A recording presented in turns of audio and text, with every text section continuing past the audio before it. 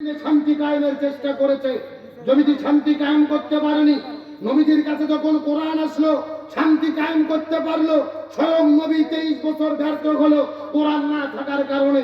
তার মানে বর্তমানে বাংলাদেশে যেই দলগুলো শান্তি কায়েমের জন্য কথা বলতেছে, ওই দলের দ্বারা শান্তি কায়েম সম্ভব নয়, যেই দল আল্লাহর কোরআনের সংবিধান দিয়ে পরিচালিত হয় না। কথা কি ক্লিয়ার না ভেজাল আছে? যখন ক্লিয়ার না ভেজাল আছে? কেন ভাই, যেই দল নিজেরাই কোরআন দিয়ে চলে না, ওদের নিজেদের মধ্যেই তো মারামারি করে গ্রুপিং করে কুপকার। কথা কন না গা? গভীর মনোযোগ ভালো করে বোঝার চেষ্টা করেন। আচ্ছা, যে 2 জন উঠতেছে এরা কারা?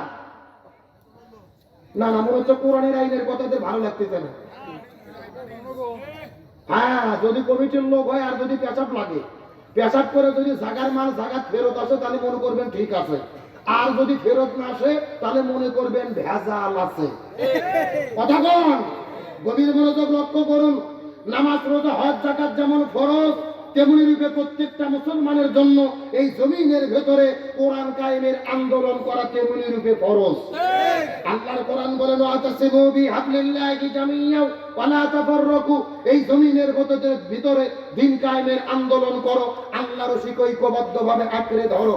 আল্লাহর কোরআন বলেছেন, ওয়ান্তাকুম মিনকুম উম্মাতুন ইয়াদউনা ইলাল খায়র ইয়ামুরুনা বিল মারুফ ওয়া ইয়ানহাউনা আনিল মুনকার। তোমাদের মধ্যে অবশ্যই একটা দল থাকবে যারা ভালো কাজের আদেশ করবে, অন্যায় কাজে বাধা দেবে।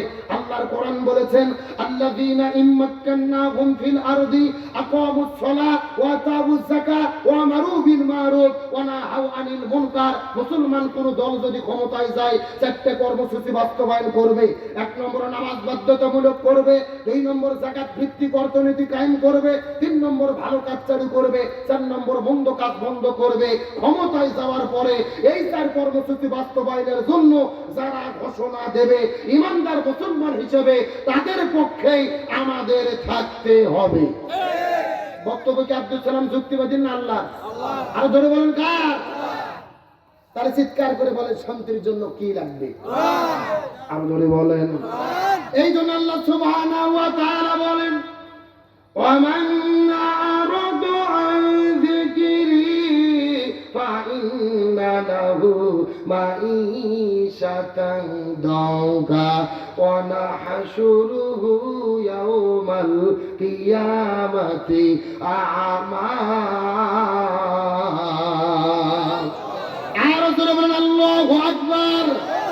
সূরা তাহা 16 নম্বর পারা 19 নম্বর পৃষ্ঠার 13 নম্বর লাইন 124 নম্বর আয়াতে কারিমা তাফসীর ইবনে কাসিরের মধ্য থেকে বলতেছি, আল্লাহ তাআলা ডাকতে বলে, পৃথিবীর মানুষেরা, এই জমিনের মধ্যে যদি তোমরা শান্তি পেতে চাও, ব্যক্তি, পরিবার, সমাজ, রাষ্ট্র, রান্নাঘর থেকে শুরু করে সংসদ ভবন পর্যন্ত এই কোরআন বাদে যদি তোমরা জীবন পরিচালনা করো আর যদি শান্তির জিকির করতে থাকো, তোমাদের জীবনে কোনো শান্তি থাকবে না। আমি আল্লাহ তোমাদের জীবনটা অশান্তিতে ভরে দেব। আর কিয়ামতের ময়দানে এই মানুষগুলোকে অন্ধ করে, কানা করে আমি আল্লাহ হাসরে তাদেরকে উত্তোলিত করব। নাউযুবিল্লাহ বলেন। যারা কোরআন মেনে চলবে না, তাদের জীবনে অশান্তি দেবে কে? আর তাদের 2 চোখকে কানা করে, অন্ধ করে কে উঠাবে?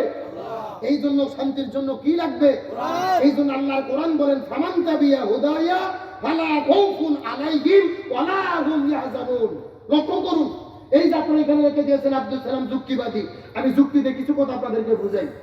মনে করেন বাংলাদেশের ঢাকা শহরে বিশাল বড় একটা পানির ট্যাঙ্কি আছে। জোরগন কিসের ট্যাঙ্কি?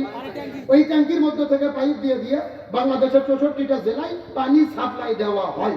কিন্তু ঢাকা শহরে যে পানির ট্যাঙ্কি আছে, ওই ট্যাঙ্কির ভেতরে একটা মরা বিড়াল মরিয়ে পচে গন্ধ উঠে আছে। কথা বোঝা যায়? একটা পাইপ আস্তে আস্তে আস্তে আস্তে আপনাদের যশোর কেশবপুরে এসেছে। এখন বলেন তো, পাইপ দিয়ে যে পানি বের হচ্ছে, ওই পানি ভালো না গন্ধ? আরেকটু জোরে বলেন। এখন গন্ধলা পানি বের হওয়ার পরে যশোর জেলাতে যত বড় বড় হুজুর আছে, এই যে হাফেজ সাহেব, এই যে মাওলানা সাহেব, এরকম বড় বড় হুজুর যত যশোরে আছে, সব হুজুরদেরকে ডেকে বলেছে, এই হুজুরের গোষ্ঠীরা, এই যে গন্ধলা পানি বের হচ্ছে, তোমরা ফু দিয়ে দিয়ে পরিষ্কার করো। হবে? কতক্ষণ হবে? আচ্ছা, আপনাদের যশোর জেলার হুজুর তো দূরের কথা, কাবা শরীফের ইমাম যদি এসে ফু দেয়, পানি পরিষ্কার হবে? হবে না? তাহলে বরং তো পানি পরিষ্কার করতে গেলে কি পরিষ্কার করা লাগবে? ও ও ও ওই ঢাকা শহরের ট্যাঙ্কি পরিষ্কার করা লাগবে। এটা কি বুঝতে পেরেছেন? এবার আসল কথা শোনেন, আসল কথা। এই বাংলাদেশের শান্তি প্রতিষ্ঠার একটা ট্যাঙ্কি আছে, যার নাম হলো সংসদ ভবন। আরো ধরে বলেন। আর ওই সংসদের ভেতর থেকে বাবার আইন, দাদার আইন, চাচার আইন, খালুর আইন, ফুপার আইন, কার্ল মার্ক্সের আইন, লেনিনের আইন, পুতিনের আইন, সক্রেটিসের আইন, প্লেটোর আইন, ধর্মনিরপেক্ষতাবাদ, জাতীয়তাবাদ, সোশ্যালিজম, ক্যাপিটালিজম, এই দুনিয়ার ভেতরে মানব রচিত তন্ত্র মন্ত্রকে জুতোই এবং ঝাঁটাপিটা করে বিদায় করে যতদিন পর্যন্ত কোরআন সংসদের মধ্যে ঢুকাইয়া কোরআন দিয়ে বাংলাদেশ পরিচালিত না হবে, ততদিন পর্যন্ত এই জমিনের ভেতরে শান্তি আসতে পারে না, পারে না, পারে না। সুতরাং বাংলাদেশে কোরআন কায়েম হয়ে কোরআন দিয়ে বাংলাদেশ চলুক, এটাকে আপনারা চান? কারা কারা চান? দুটি হাত আল্লাহকে তুলে দেখায় না।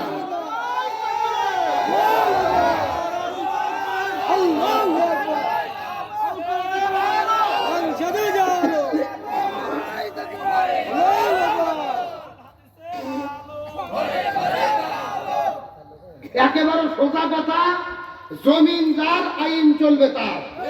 আল্লাহর জমিন, আল্লাহর আইন কায়েম করা ছাড়া শান্তি আসতে পারে?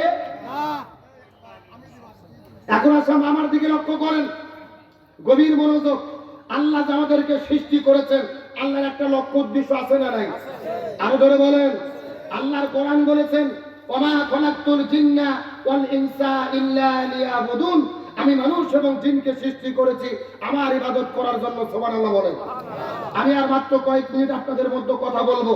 আলোচনার মূল টপিক হলো আল্লাহর কাছে সবচেয়ে প্রিয় ইবাদত কোনটি, আল্লাহর কাছে সবচেয়ে প্রিয় আমল কোনটি, জানার দরকার আছে না নাই? যশোর জেলার মানুষের ধারণা নামাজ পড়ার নাম ইবাদত, হজ করার নাম ইবাদত, জিকির করার নাম ইবাদত। নামাজ, রোজা, হজ, যাকাত অবশ্যই ইবাদত, তবে আল্লাহর কাছে সবচেয়ে প্রিয় ইবাদত হলো এই জমিনের ভেতরে কোরআন বিজয়ের আন্দোলন করা, ইকামতে দ্বীনের কাজ করা, এই জমিনকে কোরআন প্রতিষ্ঠার কাজ করা। এখন আপনাদের মনের মধ্যে প্রশ্ন থাকতে পারে, হুজুর এটা আপনি কেমন ওয়াজ করলেন? সারা জীবন আমরা ওয়াজ শুনেছি, নামাজ, রোজা, হজ, যাকাত এগুলো আসল ইবাদত, আর আপনি বলতেছেন কোরআন বিজয়ের আন্দোলন আসল ইবাদত, কারণ কি ভালো করে বোঝেন। আচ্ছা বলেন তো, বাংলাদেশে তাবলীগ নামে একটা দল আছে না নাই? কথা হয় না। মসজিদে মসজিদে যাই, মানুষকে নিজেদের খেয়ে দিনের দাওয়াত দেয়। ভাই নামাজ পড়েন ভাই, বহুত ফায়দা, বহুত নেকি, এদের কি কোনো বিপদ আছে? কোনো বিপদ নাই। আচ্ছা বলেন তো, বাংলাদেশে পীর আছে না নাই? কথা হয় না। শুধু কি আছে? এই বাংলাদেশে যত পীর আছে, এত পীর কোন দেশত নাই। এত পীরও নাই, এত মুরিদও নাই। আর বাংলাদেশে যেই রকম পীর, ওই রকম মুরিদ, ওই রকম জিকির। আমি কি দু একটা বলবো? আল্লাহর ওলি খাজা বাবা, বিশ্বের ওলি খাজা বাবা, ফরিদপুরের কেবলা জাগান তোমার জন্য কান্দে বাবা, লক্ষ জাকের আউয়াউয়াউন। কতক্ষণ দুই কান্দর দুই ফেরেশতা আছে না নাই? দুই ফেরেশতা কলম বার করে শুধু দাঁত দেখে কামড়াচ্ছে। আল্লাহ বলছে, কে ফেরেশতা কলম দাঁত দেখে আমরাও কেন? ফেরেশতারা বলতেছে, আল্লাহ আমরা তো বুঝবার পাননি, লিখবো কি? কথা বল। কে কোরআন হাদিসের মধ্যে হোকাহুকি, কোতাকুতি কোন জিকির আছে? এগুলো জিকির না ফাজলামি? এরকম দুই চারজন ভণ্ড আছে না নাই? আর আবার মাঝে মধ্যে গান গায়, কিরামান কাতিবিন রোজা হাসরের দিন মওলার কাছে যদি করে অভিযোগ, আমি বলবো দুনিয়ায় ছিলাম ন্যাংটা বাবার লোক। কি বাবা, একেবারে বাস্তব বলতেছি, বাস্তব। আজ থেকে 6 বছর আগে আমি মাহফিলে গেছি চাঁদপুর জেলা মতলব থানা। ওখানে যাওয়ার পরে কিছু লোক আছে, বলতেছে, হুজুর আমাদের এখানে ন্যাংটা বাবা আছে, হুজুর দেখতে যাবেন? আমি বলতেছি, দেখা তো যায় না, জোর করে নিয়ে গেছে। যাই দেখি বাবার অবস্থা একবারে পাও থেকে শুরু করে মাথা পর্যন্ত সফান সফা। কত কি বোঝা যায়? মানে অফিস, আদালত, স্টেশন সববার করা।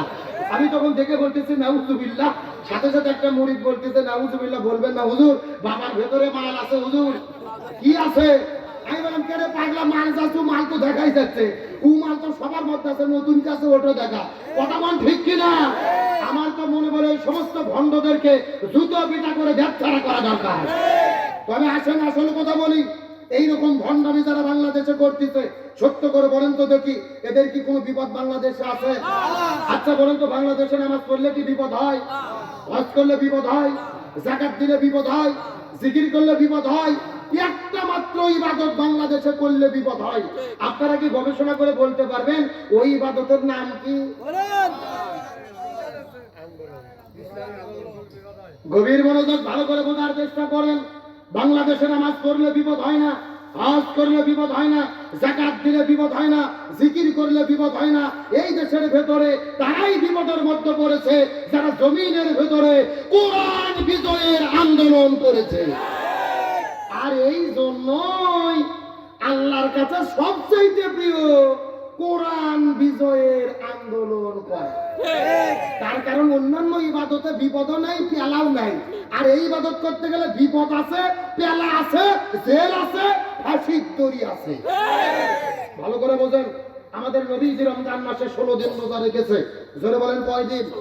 17 রমজান সকালবেলা নবীজি রোজা ভেঙে ফেললেন। সাহাবীদেরকে বললেন তোমরাও রোজা ভেঙে ফেলো। সাহাবীরা বলতেছে ইয়া রাসূলুল্লাহ, এটা কেমন কথা বললেন?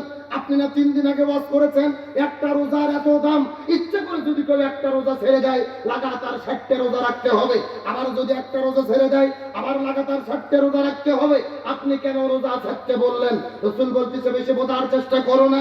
ওমা আতাকুমুর রাসূলু ফাখুযুহু ওমা নাহাকুম আনহু ফান্তাহু। আমি নবী যা বলি তা তোমরা করো, যা করতে নিষেধ করি তা থেকে দূরে থাকো।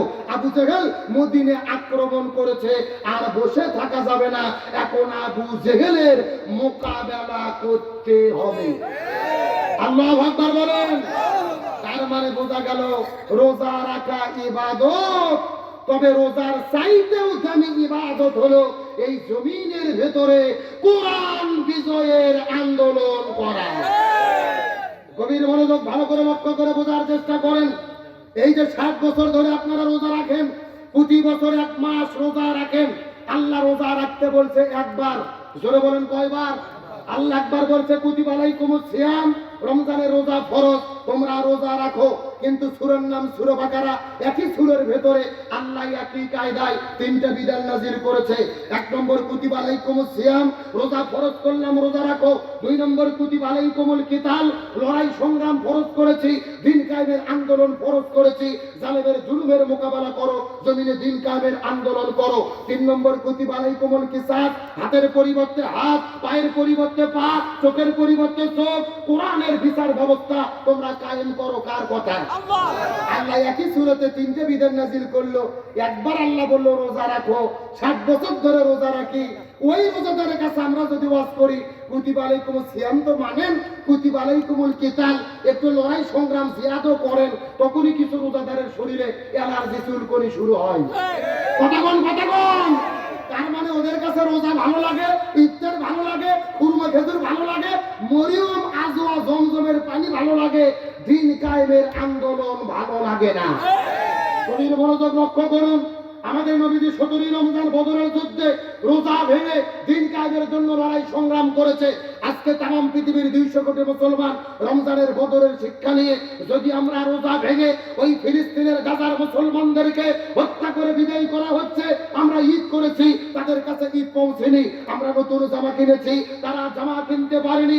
আমরা ইফতার করেছি, তারা ইফতার করতে পারেনি। বাংলাদেশ শুধু নয়, পৃথিবীর 200 কোটি মুসলমান হাতে হাত রেখে শপথ গ্রহণ করে প্রয়োজনে যদি রোজা ভেঙে আমরা মুসলমানদের পক্ষে দাঁড়ানোর ঘোষণা দিতে পারতাম, ইহুদির বাচ্চারা আর মুসলমানদের হামলা করার সাহস পেত না। কিন্তু আমরা যে ইবাদত করলে কোনো বিপদ নাই, ওই ইবাদত নিয়ে পাগল হয়ে পড়ে আছি। যেখানে গেলে বিপদ আছে তার ধার্যও আমরা নাই। কথা বলেন, কথা বলেন। গভীর মনোযোগ লক্ষ্য করুন। আপনার রোজা দিয়ে চালানো বসার কোনো লাভ হবে না। ব্যাখ্যাটা ভালো করে বোঝেন। হযরত আব্দুল্লাহ ইবনে আব্বাস, হযরত আব্দুল্লাহ ইবনে মাসউদ রাদিয়াল্লাহু তাআলা আনহুমা দুইজনে মিলে একটা ফতোয়া দিয়েছে। কি ফতোয়া? একই সূরার ভেতরে, একই আয়াতের ভেতরে, একই রুকুর ভেতরে, একই কায়দায় আল্লাহ যদি একাধিক বিধান নাযিল করে, কেউ যদি একটা মানে অপরটি না মানে, উভয় বিধানটি মানেনি বলে গণ্য হবে। আল্লাহর কোরআন বলেছেন আকিমুস সালাহ ওয়া আতুজ যাকাত, নামাজ কায়েম করো, যাকাত প্রদান করো। আপনি 60 বছর ধরে নামাজ পড়েন, আল্লাহর রহমতে একদিনও যাকাত দেননি, তার মানে আল্লাহ বলতেছে আপনি নামাজও পড়েননি। কথা বোঝা যায়? কথা বোঝা যায়? আল্লাহর কোরআন বলেছেন আতিউল্লাহ ওয়া আতিউর রাসূল ওয়া উলিল আমরি মিনকুম, আল্লাহর আনুগত্য করো, রাসূলের আনুগত্য করো, তোমাদের অধীনস্থ আমিরের আনুগত্য করো। আপনি আল্লাহর আনুগত্য করেছেন, রাসূলের আনুগত্য করেছেন, আমিরের আনুগত্য করেননি, তার মানে আপনি আল্লাহরও আনুগত্য করেননি। কথা কি বোঝা যায়? এবার আসল কথায় আসেন। কুতিবা আলাইকুমুস সিয়াম কুতিবা আলাইকুমুল কিতাল কুতিবা আলাইকুমুল কিসাস। আপনি সিয়াম মেনেছেন, কিতাল মানেননি, কিসাস মানেননি, তার মানে আপনি রোজাও রাখেননি। কথা বোঝা যায়? আপনার রোজা দিয়ে চারণে বসার কোনো লাভ আল্লাহর কাছে হবে না। আপনি তো একটা বিধান মেনেছেন আর এক বিধান মানেননি, বরং এক বিধানের কথা ভালো লাগে আর এক বিধানের কথা ভালো লাগে না। কাদের বিরুদ্ধে কথা বলবেন? আজকে পৃথিবীতে 57টা মুসলমান দেশ, প্রত্যেকটা মুসলমান বিশ্বের রাষ্ট্রপ্রধানেরা এক হয়ে যদি ডাক দিতে পারতো, ইহুদির বাচ্চারা মাথা উঁচু করে দাঁড়াতে পারতো না। কিন্তু মুসলমান দেশের রাষ্ট্রপ্রধানেরা শুধু বলে, বিবৃতি জানায় আর বলে তোমরা দোয়া করো। যেরকম কি করো? শুধু দোয়া দিয়ে যদি মুসলিম মানবতার মুক্তি হতো, আমাদের নবী 27টা জিহাদের নেতৃত্ব দিত না, উহুদের ময়দানে দন্দর মোবারক শহীদ করা লাগতো না, তায়েফের ময়দানে আমাদের নবীর শরীরে রক্ত ঝরানো লাগতো না। তারপরে বোঝাচ্ছে শুধু দোয়া দিয়ে কাজ হবে না। এবার রমজানের শিক্ষা ছিল প্রয়োজনে রোজা ভেঙে গাজার মুসলমানদের পক্ষে দাঁড়ানো। এটাই হলো আল্লাহর কাছে রোজার চাইতেও দামি ইবাদত। কথা আমার কথা বোঝা যাচ্ছে? জোরে বলেন বোঝা যাচ্ছে? আজকে কোরআন যেখানে শান্তি সেখানে, কোরআন নাই যেখানে শান্তি নাই। এই যে বাংলাদেশে মাত্র 7 মাস হলো ডক্টর মোহাম্মদ ইউনূস সরকার গঠন করেছে, মাত্র 7 মাস বাংলাদেশে আল্লাহ যে রহমত নাজিল করা শুরু করছে, এই 16 বছর আমরা পাইনি। কথা বল না, সত্যকে স্বীকার করেন। আল্লাহর কোরআন বলছে রিজালু কাওয়ামুনা আলান নিসা, নারীরা রাষ্ট্রের রাষ্ট্রপতি প্রধানমন্ত্রী হতে পারবে না, পরিচালক হতে পারবে না, পুরুষদেরকে রাষ্ট্রের পরিচালক হতে হবে। কার কথা? আরো ধরে বলেন কার কথা? মাত্র 7 মাস হলো ডক্টর মোহাম্মদ ইউনূস রাষ্ট্রপ্রধান হয়েছে, প্রধান উপদেষ্টা হয়েছে। ছোট্ট করে বলেন, এইবার রোজা ভালো কেটেছে না খারাপ কেটেছে? আরো ধরে বলেন। গত বছর হাসিনের আমলে দেখেছি ইফতারে কারেন্ট নাই, এসারে কারেন্ট নাই, সাহারিতে কারেন্ট নাই, কারেন্ট যায় না, মাঝে মধ্যে আসে। আর এবার কি কারেন্ট গেছে? ডিস্টার্ব হয়েছে। দ্রব্যমূল্যের দাম দেখেন, গত বছর 700 টাকা কেজি মরিচ ছিল, এই বছর 40 টাকা। গত বছর 300 টাকা কেজি বেগুন ছিল, হাসিনা বলছিল বেগুন দিয়ে বেগুনি বানানোর দরকার নাই, মিষ্টি কুমড়া দিয়ে বেগুনি খাও। কথা কোন না? আর ওই বেগুন এবার 40 টাকা কেজি। আদা রসুন ছিল 300 টাকা কেজি, এই বছর হলো মাত্র 80 টাকা কেজি। গবেষণা করে কোরআনটা বুঝতে হবে। আল্লাহর কোরআন বলেন ওয়ালাউ আন্না আহলাল কুরা আমানু ওয়াত্তাকাউ লাফাতাহনা আলাইহিম বারাকাতিন মিনাস সামাই ওয়াল আরদ। কোন জমিনের উপরে মানুষেরা যদি আল্লাহকে ভয় করে, আল্লাহর কোরআনের বিধানগুলো মেনে নেয়, আসমান জমিনের যত রহমতের বরকতের দরজা আছে আল্লাহ তাদের জন্য খুলে দেয়। চিৎকার করে বলেন আল্লাহু আকবার। স্বৈরাচার হাসিনা পালিয়ে যাওয়ার পরে ভারত কম ষড়যন্ত্র করেনি, আমাদের বিপদে ফেলাতে চেয়েছিল, বিপদে ফেলাতে পেরেছে। আজকের খুশির সংবাদ, ব্রেকিং নিউজ, ডক্টর মোহাম্মদ ইউনূসকে 7টা দেশের একটা সংগঠন আছে, সেই সংগঠনের নাম হলো বিমস্টেক, সেটার চেয়ারম্যান নির্বাচিত করা হয়েছে। আলহামদুলিল্লাহ বলেন। 7টা দেশ মিলে সংগঠন, ভারত, বাংলাদেশ, নেপাল, ভুটান, মায়ানমার, শ্রীলঙ্কা, থাইল্যান্ড। 7 দেশের রাষ্ট্রপ্রধানেরা ভোট দিয়ে নরেন্দ্র মোদী বাদ দিয়ে ডক্টর ইউনূসকে চেয়ারম্যান নির্বাচিত করেছে। আল্লাহু আকবার। তার মানে ভারত যত ষড়যন্ত্র করেছে তারা ততই পিছিয়ে যাচ্ছে। এগুলো কার খেলা? বাংলাদেশের একমাত্র গ্লোবাল সেলিব্রিটি হলো ডক্টর মোহাম্মদ ইউনূস। পৃথিবীর সবচেয়ে সম্মানিত পুরস্কার 3টে। কয়টা? 1 নম্বর নোবেল পুরস্কার, 2 নম্বর আমেরিকান প্রেসিডেন্সিয়াল অ্যাওয়ার্ড, 3 নম্বর মার্কিন কংগ্রেশনাল অ্যাওয়ার্ড। এই 3টে পুরস্কার পৃথিবীর মাত্র 12 জন ব্যক্তি পেয়েছে, তার মধ্যে একজন হলো ডক্টর মোহাম্মদ ইউনূস। আল্লাহু আকবার। পৃথিবীর 160টি ইউনিভার্সিটিতে ডক্টর ইউনূসকে নিয়ে রিসার্চ সেন্টার রয়েছে, ডক্টর ইউনূসকে নিয়ে গবেষণা হয়। নেইমার মেসি পর্যন্ত ডক্টর ইউনূসের পিছে যে ছবি তোলার জন্য লাইন ধরে থাকে, আমরা ডক্টর ইউনূসকে এতদিন চিনতেও পারিনি, তাকে সম্মান করতে পারিনি। আজকে আমরা একটু হুজুরা ডক্টর ইউনূসের পক্ষে কথা বলি, আবার কিছু কিছু লোক ফতোয়া দেয়, হুজুর ইউনূস তো সুদ খায়, সুদখোরের পক্ষে কেন কথা বলতেছেন?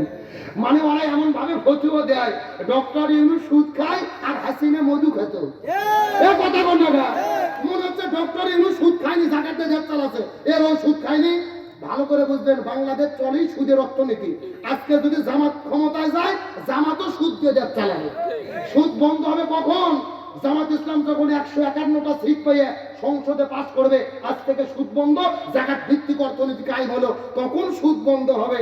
আর ততদিন যতদিন জাকাত চালু হয়ে সুদ বন্ধ না হবে, ততদিন ডক্টর ইউনূসও তা, হাসিনাও তা, তারেক জিয়াও তা, জামাতের আমিরও তা। এই কথা কোন না কেন? বাংলাদেশ তো চলি সুদ দিয়ে। আজকে আমাকে যদি ক্ষমতা বসে দেয়, আব্দুল সালাম যুক্তিবাদী সাহেব 1 সপ্তাহ চালান, তো আমারও সুদ দিয়ে চালান ছাড়া বুদ্ধি নেই, কারণ ফর্মুলা ওঠে, কায়দা ওঠে। এখন যদি সুদ বন্ধ করতে চাই, কোরআনের শাসন কায়েম করে, সুদ বন্ধ করে যাকাত ভিত্তিক অর্থনীতি কায়েম করতে হবে। আর এই জন্য এইবার বাংলাদেশের ইসলামী দলগুলো চেষ্টা করতেছে যে সবাই মিলে অন্তত 151 সিট যদি আমরা পাই, তাহলে হওয়ার একটা চান্স আছে। এখন সেটা দেখা যাবে কি হয় না হয়। তাহলে আমি আপনাদেরকে বুঝাতে চাচ্ছি, ডক্টর মোহাম্মদ ইউনূসের বিরুদ্ধে সমালোচনা করে কোনো লাভ নাই। চীন যে মাত্র 4 দিন সফর করে পুরো ভারতকে একবারে ঢুকিয়ে দিয়েছে। ও বলেছিল যে আমরা আন্তর্জাতিক খেলোয়াড়, খেলা কাকে বলে, কত প্রকার কি কি, একমাত্র চীন যে ডক্টর ইউনূস বুঝে দিয়েছে। 310 কোটি মার্কিন ডলার বাংলাদেশ অনুদান ঘোষণা করেছে চীন। 15,000 কোটি টাকা ব্যয়ে বাংলাদেশে একটা মেডিকেল স্থাপন হবে, আর ভারতে যাওয়া লাগবে না, ভারতের চিকিৎসা বাংলাদেশে হবে। আলহামদুলিল্লাহ। 12,000 কোটি টাকা দিয়ে 4টে জাহাজ ক্রয় করেছে, পুরো পৃথিবীতে বাংলাদেশ ব্যবসা করবে। 10,000 কোটি টাকা দিয়ে তিস্তা ব্যারেজ প্রকল্প হবে, উত্তরবঙ্গের মানুষের বিপদ মুক্ত হবে। এইরকম ভাবে 130টা কোম্পানি 100 কোটি টাকা, 100,000 কোটি টাকা বরাদ্দ করেছে। বাংলাদেশ অর্থনৈতিক অঞ্চল গড়ে উঠবে। 2028 সাল পর্যন্ত বাংলাদেশ শুল্ক মুক্ত পণ্য রপ্তানি করবে। তার মানে ডক্টর ইউনূস এইভাবে যদি 4-5টা বছর দেশ চালাতে পারে, বাংলাদেশ মালয়েশিয়া সিঙ্গাপুর হয়ে যাবে, এতে কোনো সন্দেহ নাই। ইনশাআল্লাহ। ইনশাআল্লাহ। তবে এখন ভাই ভালো মানুষের তো আমরা দেখতে পাই না, কেমনে অত্যারান যায়। এই জন্য আমি বলতে চাই, জামাত বিএনপি যে দলে ক্ষমতাতে আসুক, অনুরোধ করে বলি, ক্ষমতা আসার পরে ইউনূসকে তারাই দেবেন না, দয়া করে রাষ্ট্রপতি বানিয়ে রাখেন, ও থাকলেই আমাদের লাভ। তার কারণ হলো আন্তর্জাতিক খেলোয়াড়।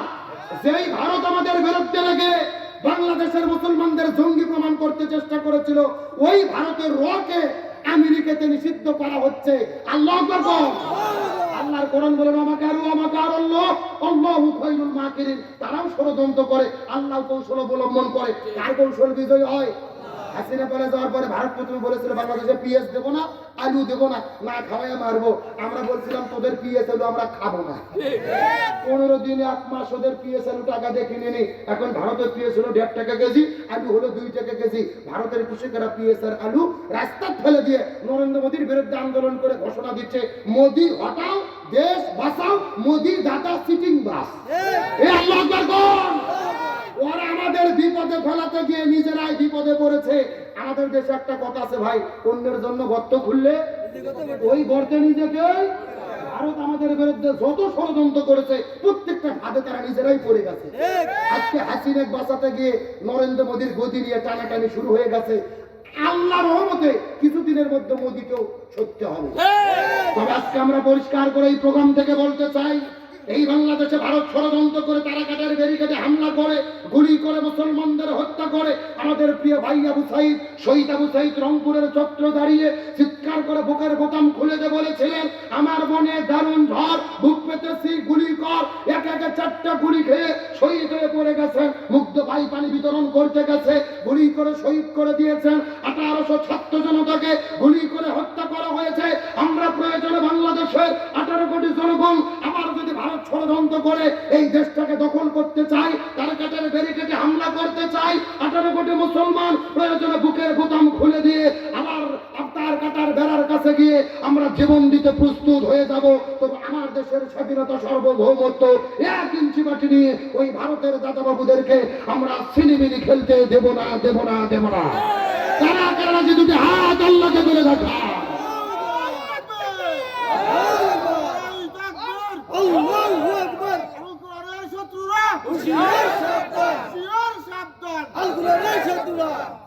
আল্লাহ কবুল করে করেন, আমিন।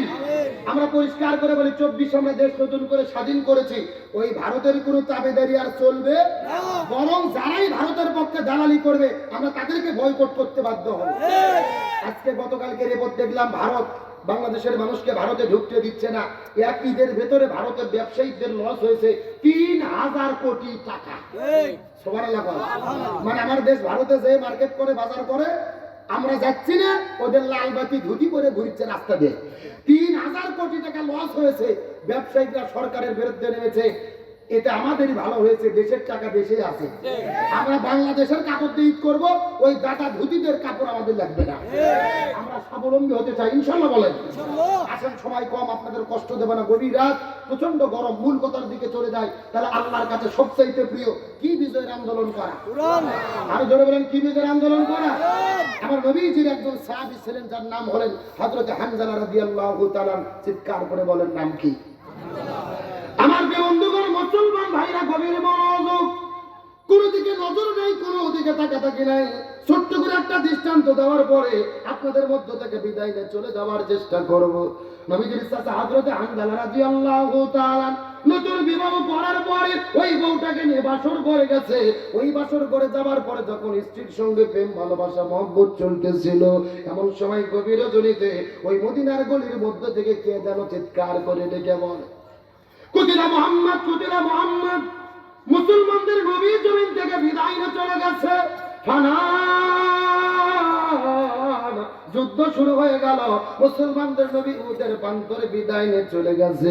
এই কথা শোনার পরে হযরতে হানজালা ওই বাসর ঘরের ভেতরে বউটাকে বিছানার মধ্যে রাখার পরে এক দৌড়ে চলে গেলেন তিনি কূপের মধ্যে গোসল করার জন্য। তিনি কূপের কাছে যাওয়ার পরে কূপের মধ্য থেকে পানি উত্তোলন করলেন। পানিটা মগের মধ্যে নেওয়ার পরে শরীরের মধ্যে যখন ঢেলে দেবেন, এমন সময় বাইরে থেকে আবার কে যেন চিৎকার করে ডেকে বলে, কুতিলা মুহাম্মদ, কুতিলা মুহাম্মদ। মুসলমানদের নবী জমিন থেকে বিদায় চলে গেছে। এই কথা শোনার পরে হযরতে হানজালা পানিটা কূপের মধ্যে ফেলে দিয়ে এক দৌড়ে বাসর ঘরে যাওয়ার পরে ওই বাসর ঘরের মধ্য থেকে একটা তরোয়াল নেওয়ার পরে ঘর থেকে বের হয়ে যখন দৌড়ানো শুরু করবেন, পিছন দিক থেকে বাসর ঘরের নতুন বধূ তাকে টেনে ধরলেন।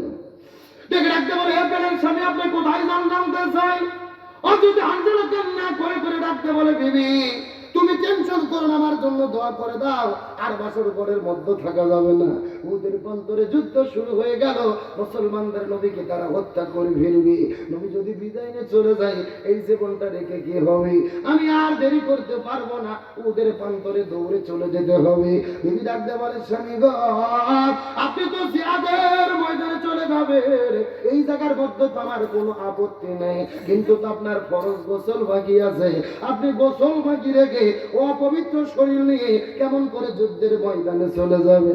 স্বামী, আপনি আগে গোসল করেন, তারপরে জিহাদে চলে যান, আমার কোনো আপত্তি। হযরত হানজালা চিৎকার করে ডাকতে বলে, বিবি আমি যদি এখন গোসল করা শুরু করি, আর গোসল করতে করতে আমার যদি সময় বেশি লেগে যায়, আর মুসলমানদের নবী উহুদের প্রান্তরে যদি শাহাদাত বরণ করে বিদায় নিয়ে চলে যায়, হাসরের ময়দানে যদি আল্লাহ আমার কাছে জিজ্ঞেস করে বলে, এ হানজালা, মুসলমানদের নবী উহুদের প্রান্তরে শহীদ হয়ে বিদায় নিয়ে চলে গেল, তুমি কি করলা রে? বাসর ঘরের মধ্যে কেমন করে সময় পার করলি? আমি তখন আল্লাহর কাছে কেমন করে জবাব দেব? লিল্লাহি তাকবীর। মুসলমানদের নবী যদি জমিন থেকে বিদায় নিয়ে চলে যায়, আর আল্লাহ হাসরের ময়দানে আমার কাছে যদি জিজ্ঞেস করে বলে, আমি তখন আল্লাহর কাছে কেমন করে জবাব দেব? এই কথা বলার পরে হযরত হানজালা হাতের মধ্যে তরোয়াল নেওয়ার পরে দৌড়াইতে দৌড়াইতে যখন উহুদের প্রান্তরে চলে গেলেন, উহুদের ময়দানে যাওয়ার পরে লক্ষ্য করে দেখে উহুদের প্রান্তরে যুদ্ধ শুরু হয়ে গেছে। হানজালাও যুদ্ধ করা শুরু করলেন, কিন্তু ফজর নামাজের আযান হয়ে গেল, তিনি ফজর নামাজ পড়তে পারলেন না। তার কারণ তার ফরজ গোসল বাকি ছিল। একদিকে ফরজ গোসল বাকি, আর একদিকে ফজর কাজা, জোহর কাজা, আসর কাজা, 1 নয় 2 নয় 3 ওয়াক্ত নামাজ কাজা করেছে। চিৎকার করে বলা যাবে কি কয় ওয়াক্ত? এই দশটা মুসলমান ভাইরা গভীর মনোযোগ লক্ষ্য করুন। একদিকে তার ফরজ গোসল বাকি, আর একদিকে 3 ওয়াক্ত ফরজ নামাজ কাজা। আসর নামাজের পরে মাগরিবের নামাজের কিছু সময় আগে লক্ষ্য করে দেখা গেল হযরত হানজালা কয়েকজনকে বিদায় করে দেওয়ার পরে যুদ্ধ যখন চালিয়ে গেলেন, পেছন দিক থেকে একটা কাফের আসার পরে হযরত হানজালার কাঁধ বরাবর মাথার নিচে তরোয়াল যেমন করে আঘাত করেছে, তার দেহ থেকে কাল্লাটা মাটির মধ্যে পড়ে গেল। ঝরঝর ঝরঝর ঝরঝর করে রক্ত পড়া শুরু হলো রে। কিছুক্ষণ পরে লক্ষ্য করে দেখা গেল নবীজির চাচা সাহাবী হানজালা ওই বাসর ঘর থেকে আসার পরে উহুদের প্রান্তরে জীবন দিয়ে শাহাদাত বরণ করে বিদায় নিয়ে চলে গেলি।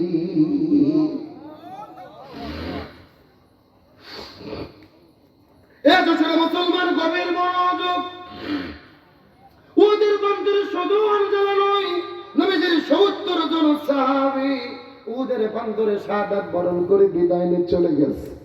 আজকে যারা মক্কা মদিনায় হজ উমরা করতে যান, ওই মদিনার মধ্যে গেলেই কিন্তু দেখতে পারবেন মদিনায় উহুদ পাহাড়ের নিচে একই জায়গার ভেতরে ৭০ জন সাহাবীকে কবরস্থ করে রাখা হয়েছে।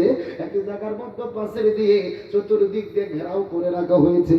আমার নবী বড় দয়া করে মা করে মহব্বত করে করে করে করে করে করে কান্না করে করে নবীজি নিজে হাতে ৭০ জন সাহাবীর কবরস্থ নবীজি নিজে হাতে দিয়ে রেখেছি। ওই মদিনা যাওয়ার পরে লক্ষ্য করে দেখতে পারলাম, ওই মদিনায় যাওয়ার পরে লক্ষ্য করে দেখতে পারলাম ওই মদিনার মধ্যে হাজার হাজার পাহাড় দেখা যায়, কোন পাহাড় কিন্তু লাল না। উট পাহাড়কে যত পরিমাণ লাল দেখা যায়। আমি মদিনার মানুষদেরকে জিজ্ঞেস করে বললাম, এই মদিনার মানুষেরা, এই মদিনার মধ্যে হাজার হাজার পাহাড় আছে, কোন পাহাড় তো এতটা লাল না, উট পাহাড় এত পরিমাণ কেন লাল দেখা যায়? মদিনার মানুষেরা বলে, হুজুর মিথ্যে কথা বলবো না, কিতাবের মধ্যে পড়েছি, আমাদের পূর্বপুরুষদের কাছে শুনেছি, আমাদের নবী যুদ্ধ করতে যখন ওদের প্রান্তরে চলে গেল, নবীজি যুদ্ধ করতে করতে করতে করতে পেছন দিক থেকে কিছু কাফির আসার পরে নবীজির মাথার উপরে হেলমেট আঘাত করে ফেললো। নবীজির মাথার হেলমেটটা ভেঙে পড়ে গেলে, নবীজির মাথার হেলমেটটা ভেঙে যখন দাঁতের মধ্যে ঢুকেছে, নবীজির দমদান মোবারক শহীদ হয়ে গেল। মুখের মধ্যে থেকে ধর ধর ধর ধর ধর ধর করে যখন রক্ত পাওয়া শুরু করেছে রে, একটা ফোঁটা রক্ত যখন মদিনায় পড়েছে, পুরো মদিনা থর করে কাঁপা শুরু করেছে। আর একটা ফোঁটা রক্ত উহুদ পাহাড়ের নিচে যখন পড়েছে, পুরো উহুদ পাহাড়টা কাঁপতে কাঁপতে কাঁপতে কাঁপতে সাদার কালো থেকে লাল আকার ধারণ করেছে। লিল্লাহি তাকবীর। আমি নবী না চিনিলাম, কি ভুল করিলাম, আমি নবী না চিনিলাম, কি ভুল করিলাম, অসমে ঢালিলাম ঘি, মানুষ হইয়া জন্ম লইয়া মানুষের করিলাম কি, আমি মানুষ হইয়া জন্ম লইয়া মানুষের করিলাম কি। আমার নবীদের মুখে রক্ত পড়ার কারণে পুরো মদিনা লাল লাল হয়ে গেলেন। নবীজি ওদের প্রান্তরে বসে বসে হাউমাউ করে কান্না করা শুরু করলেন। কিছুক্ষণ পরে নবীজি লক্ষ্য করে দেখতে পারে ওই মদিনার মধ্য থেকে একটা সুন্দরী মেয়ে বের হওয়ার পরে দৌড়ে দৌড়ে মদিনার দিকে ছুটে চলে আসে। নবীজি লক্ষ্য করে দেখলেন মেয়েটির হাতের মধ্যে মেহেদি, পায়ের মধ্যে মেহেদি। নবীজির বুঝতে বাকি রইল না, এই মেয়েটি বাসর ঘরের মধ্য থেকে ওদের প্রান্তরে দৌড়ে দৌড়ে দৌড়ে দৌড়ে চলে এসেছে। নবীজি আস্তে করে মেয়েটির কাছে যাওয়ার পরে ডাকতে বলে, মা এই গভীর রজনীতে ওদের প্রান্তরে তুমি কেন দৌড়ে চলে এসেছো বলো তো দেখি। এই কথা বলার পরে মেয়েটি ডাকতে বলে, ইয়া রাসূলুল্লাহ, আপনি কি আমাকে চিনতে পেরেছেন নাকি? আমি তো সেই মেয়ে গতকালকে বিকাল বেলা সন্ধ্যার দিকে আপনার চাচা হানজালার সঙ্গে আপনি যেই মেয়েটিকে বিবাহ করে দিয়েছিলেন, ওগো নবী আপনার কি মনে পড়ে? আমি তো সেই মেয়ে। আমার বিবাহ ভাঙার পরে আমার ছেলে আমাকে সন্দেহ করে নেওয়ার পরে ওদের প্রান্তরে বাসর ঘরের মধ্যে যখন চলে গেল, পেছন দিক থেকে ডাক উঠেছিল, কতিলা মুহাম্মদ, মুসলমানদের নবী পৃথিবী থেকে বিদায় নিয়ে চলে গেছে। এই কথা শোনার পরে আমার স্বামী বাসর ঘর থেকে বের হয়ে এই উহুদের ময়দানে যুদ্ধ করতে এসেছে। উহুদের ময়দানে আসার পরে যুদ্ধ করতে করতে করতে করতে করতে করতে কিছুক্ষণ আগে খবর পেলাম আমার স্বামী সন্ধ্যার আগে এই জমিন থেকে বিদায় নিয়ে চলে গেছে, শাহাদাত বরণ করেছে। ওগো নবী আপনি ভুল বুঝবেন না, আমার স্বামী বিদায় নিয়ে চলে গেছে, এই জন্য আমি কোনো কান্না করি না। আমার কান্না করার কারণ হলো আমার স্বামীর ফরজ গোসল বাকি আছে, আপনি একটু আমার স্বামীর জন্য গোসলের ব্যবস্থাটা করে দেবেন। লিল্লাহি তাকবীর। আমার স্বামী জমিন থেকে বিদায় না চলে গেছে এই জন্য কোনো কান্না করে। আমার কান্না করার কারণ হলো আমার স্বামীর জন্য ফরজ গোসল বাকি আছে। আমি তো জানি কোন মুসলমান যদি যুদ্ধের ময়দানে যাওয়ার পরে যে বন্ধের শাহাদাত বরণ করে বিদায় নিয়ে চলে যায়, এদেরকে গোসল করানো হয় না, নতুন করে কাপড়ের কাপড় পরানো হয় না। তার কারণ আল্লাহ তাআলা বলেছে, কোন ব্যক্তি যদি এই জমিনে দিন কায়েমের আন্দোলন করতে গিয়ে, জালেমের জুলুমের মোকাবেলা করতে গিয়ে জিহাদের প্রান্তরে যে বন্ধে যদি শাহাদাত বরণ করে, এদেরকে নতুন করে গোসল দেওয়ার দরকার নাই, নতুন করে কাপড়ের কাপড় পরানোর দরকার নাই। এদেরকে বিনা গোসলে বিনা কাপড়ে রক্তাক্ত জামা নিয়ে তোমরা কবরের মধ্যে দাফন করে দেওয়া। তার কারণ হলো এই মানুষগুলো রক্ত মাখা জামা নিয়ে হাসরের ময়দানে আল্লাহর কাছে শহীদদের কাতারে দাঁড়ায়া যাবে। লিল্লাহি তাকবীর। এই জন্য মিয়াটি ডাকতে বলে, ইয়া রাসূলুল্লাহ, আমার স্বামী জমিন থেকে বিদায় নিয়ে চলে গেছে, এই জন্য আমি কোনো কান্না করি না, কান্নার কারণ বলবো আমার স্বামীর ফরজ গোসল বাকি, আপনি দয়া করে গোসলের ব্যবস্থাটা করে দেন। এই যশোরের মুসলমান এখান থেকে বোঝা গেল ইমানের বলে যারা বলিয়ান হয়, ইমানের শক্তিতে যারা শক্তিমান হয়, এরা কোনো ভয় করে না, হাসতে হাসতে জীবন দেয়, কিন্তু জালেমের জুলুমের কাছে মাথা নত করে। এই বাংলার জমিনে গত 16 বছর আলেমদেরকে আমরা দেখেছি, মৌলানা মতিউর রহমান নিজামী, আব্দুল কাদের মোল্লা, সালাউদ্দিন কাদের শাখা চৌধুরী, আলী হাসান মোহাম্মদ মুজাহিদ, কোরআনের পাখি শহীদ আল্লামা দেলোয়ার হোসেন সাইদি, এই মানুষগুলো হাসতে হাসতে জেলের মধ্যে বন্দী ছিল, হাসতে হাসতে ফাঁসির দড়িতে ঝুলেছে, কিন্তু জালেমের কাছে মাথা নত করে না। জোরে বলেন নাকি মাথা নত করেছে? আমার মনে বলে এই সমস্ত মানুষের আত্মত্যাগের বিনিময়ে এই বাংলাদেশে নতুন করে এক স্বাধীনতা আল্লাহ দিয়েছে। আর যারা আলেমদের উপরে জুলুম করেছে, আলেমদের উপরে অন্যায় করেছে, আলেমদেরকে হত্যা করেছে, তারাই বাংলাদেশ ছাড়তে বাধ্য হয়েছে। তারা কি আছে নাকি পালাইছে?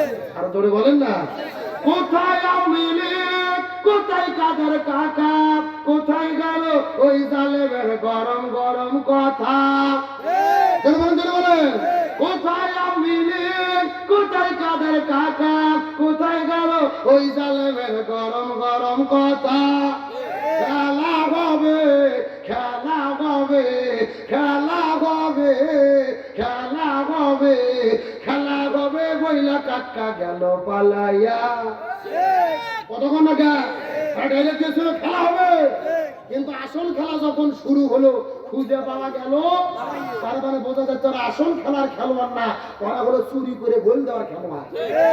এই গত 6 বছর আগে বাংলাদেশের প্রথম যেদিন নির্বাচন হলো, এরকম একটা বুড়ো চাচা, এই যে এরকম বৃদ্ধ চাচা 80 বছর বয়স, আমাদের এলাকায় ভোট দিতে গেছে, কিছু ছেলে পেলে এসে বলতেছে, চাচা আপনি চলে যান তো, আপনার ভোট দেওয়া হয়ে গেছে। তখন চাচা মন খারাপ করে করছে, কে বা আমি আসলাম না, আমি দেওয়ার আসি, আগেই ভোট দেওয়া হয়ে গেল। তখন বলতে টেনশন করেন না, আপনার ভোট দেওয়া হয়ে গেছে, চলে যান। চাচা মন খারাপ করে চলে যাচ্ছে, ছেলেপেলে আমার ডাক দিচ্ছে, চাচা শোনেন, বাড়িতে চাষি নিষেধ করেন, চাষিও যেন না আসে, তার কারণ চাষির ভোটও দেওয়া হয়ে গেছে। তখন চাচা বলতে, কে বাবা তোমার চাষি মরে গেছে 6 বছর আগে। বলেন কয় বছর আগে? বলতে 6 বছর আগে তোমার চাষি মারা গেছে, আজকে কখন ভোট দিতে এসেছিল, আমাকে ডাক দিলে তুমি একটু দেখা করতাম। আসার জন্য বলি নাই, গভীর মনোযোগ। গত 16 বছরে যেই নির্বাচন হয়েছে, সঠিক নিরপেক্ষ নির্বাচন যদি হইতো, জামাত বিএনপির ভাইরা যদি মাঠে থাকতে পারতো, ওরা এমপি মন্ত্রী হওয়া তো দূরের কথা, একটা মেম্বার পর্যন্ত হতে পারত না। আর বিনা ভোটে এমপি মন্ত্রী হয়ে কাজ পায় না, কোরআনের মাহফিল বন্ধ করে। এখন আবার বলতেছে আমরা সীমান্তের কাছে আছি, যে কোনো সময় শর্ট করে ঢুকে পড়তে পারি। আমরা বলতেছি ম্যাডাম আসেন, এটা তো আপনার ভাড়ার সামনে আসেন, আপনি শর্ট করে ঢুকবেন, আর আমরা আপনাকে ফট করে আয়না ঘরে ঢুকে দেবো। যখন কোন ঘর শর্ট করে ঢুকবো, আমাকে ফিডার খাবো, আঙুল চুষবো, কোথায় ঢুকে দেবো? বুবু আইবা, তুমি আইবা গো, এইবার আইসা বুবু ক্ষমতা পাইবা না। জোরে ঠিক বলেন, যারা ঠিক বলবে না মনে করবেন এই গ্রুপের লোক। যখন ঠিক, বুবু আইবা, তুমি আইবা গো, এইবার আইসা বুবু ক্ষমতা পাইবা না।